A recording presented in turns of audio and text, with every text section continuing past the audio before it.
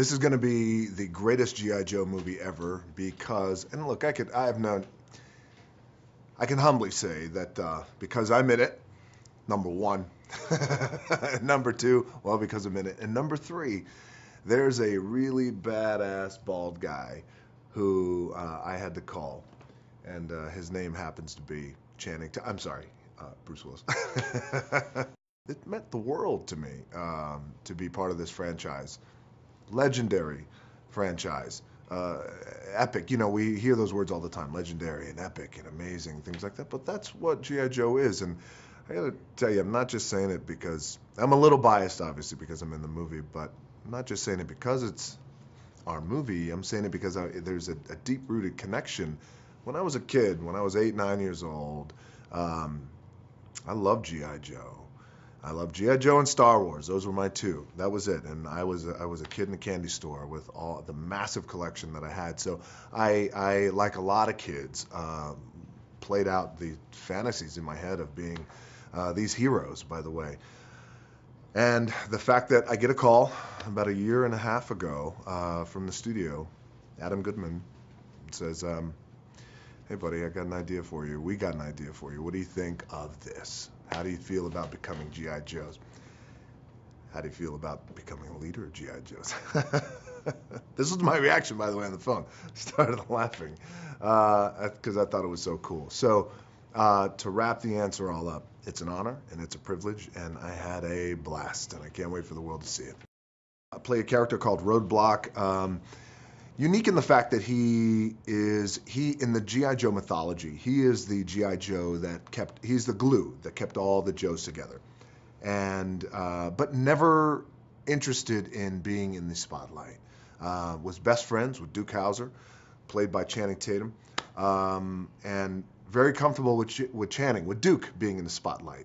But Roadblock, was fine being in the shadows, being the glue, galvanizing the men and the women, making sure that, you know, the missions were a success. But oftentimes, like in life, when we have challenging times and trying times, oftentimes leaders emerge. And in this case, Roadblock, as a leader, emerges to the forefront through very challenging times in this movie. The mission right now is to find out who actually is behind basically the majority of the Joes being completely wiped out, and Cobra Force basically taking over the world. So that is the mission. Without giving too much of the movie away, that is the mission, and we go on a mission in a very strong way. The special gun I have the great privilege of using is a Ma Deuce. It's a massive weapon. From what I was told, it's the biggest weapon ever held on screen by an individual, which a lot of fun. If we're going to break a record, we can break that one too. But by the way, I had a lot of fun driving a His tank. His tank is the world's fastest tank. So one of the great things that makes, in my opinion, G.I. Joe unique is that you have two worlds, essentially, and they are infused and they combine very powerfully in the fact that you have boots to the ground soldiering real men and women. And that transcends every culture.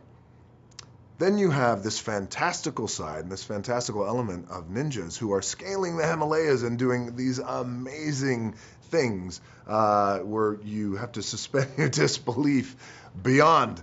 And so you have that delicate balance of two worlds that come together in this amazing way. So So for me, by the way, having a lot of love for the mythology of G.I. Joe, you can imagine what it was like when I was in a scene and I look over and in the scene is Snake Eyes.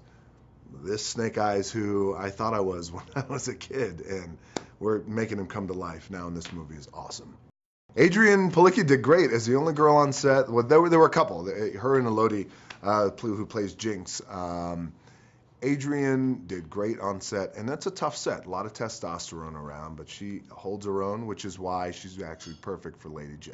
Jon Chu, as a director, brought a powerful affinity and respect to the mythology, because like me, when Jon, who's always been inspired to tell stories, as a director, even as a little kid, would tell his stories through his G.I. Joes. And so for him, it's always something special, I think, when an actor or director, writer, producer, anyone gets their hands on a piece of material that they have a deep-rooted connection with. And in this case, with Jon Chu, he got his hands on this material. He was hungry as a director, and he also recognized, I've got this massive brand and this massive franchise, and we get one shot to make it right. And he goes, I'm going to grab this sucker by the throat, and I ain't letting it go. I think what appealed most to all our international audiences around the world is that it's a big, fun movie. And even if you grew up loving G.I. Joe, the mythology of G.I. Joe, or the Action Man series, as it spawned off into throughout Europe, whether you're familiar with it or not, you still can enjoy the movie. And it's a lot of fun, bottom line.